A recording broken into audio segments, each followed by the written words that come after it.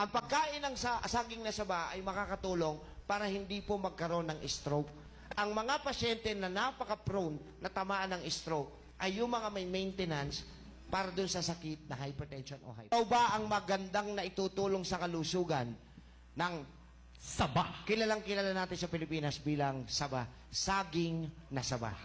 Ayan. Number 1. Smooth blood circulation. Pagka po tayo ay kumakain ng saging na saba, inaayos siya po ang tamang daloy ng dugo sa ating katawan. Ayan. Isa. Number 2. Number 2, helps digestive system. Ang saging na saba ay tumutulong po kung ikaw ay nahihirapan magtunaw ng pagkain, pero ang tamang pagkain ng saging na saba ay 30 minutos hanggang 45 minutos bago kayo kumain ng inyong meal.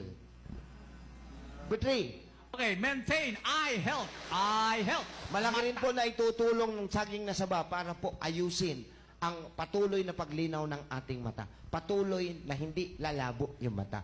Okay, prevent stroke. Ayan, ang pagkain ng saging na saba ay makakatulong para hindi po magkaroon ng stroke. Ang mga pasyente, lalo na yung mga may high blood. Ang basahin mo, bakit daw nakaka-prevent ng stroke?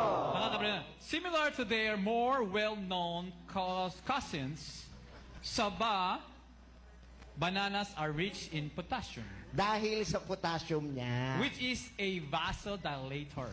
Ang vasodilator ay nagpapabuka ng ugat.